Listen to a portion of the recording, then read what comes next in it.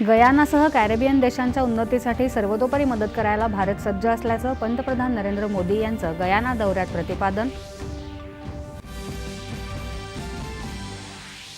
Covid किंवा नैसर्गिक आपत्ती, क्षमता निर्माण आणि विकास यासारख्या मुद्द्यांवर भारत कॅरिकॉम सदस्य देशांसाठी एक विश्वासार्ह भागीदार म्हणून उदयाला आला आहे.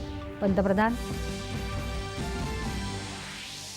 द ऑर्डर ऑफ एक्सलन्स या गयानाच्या सर्वोच्च नागरी पुरस्कारानं आणि कोविड काळात मानवतावादी दृष्टिकोनातून केलेल्या भरीव कार्याबद्दल डॉमिनिकाच्या अवॉर्ड ऑफ ऑनर पुरस्कारानं पंतप्रधानांचा सन्मान.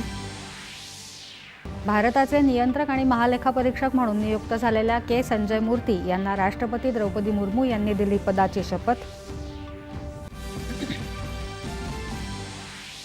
प्रतिरोधक संसर्गासाठी असलेल्या नॅफिथ्रोमायसिन या पहिल्या स्वदेशी प्रतिजैविक औषधाचं अनावरण.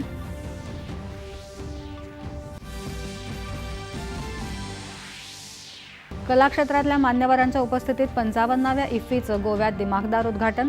प्रसार भारतीच्या वेव्ज या OTT मंचाचाही झाला प्रारंभ.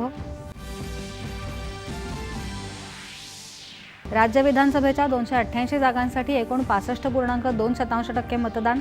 2019 मधल्या विधानसभा निवडणुकीच्या मतदानाच्या तुलनेत झालं अधिक मतदान. कोल्हापूर जिल्ह्यात सर्वाधिक 76.25% तर मुंबई शहरात सर्वात कमी 52.7% मतदान.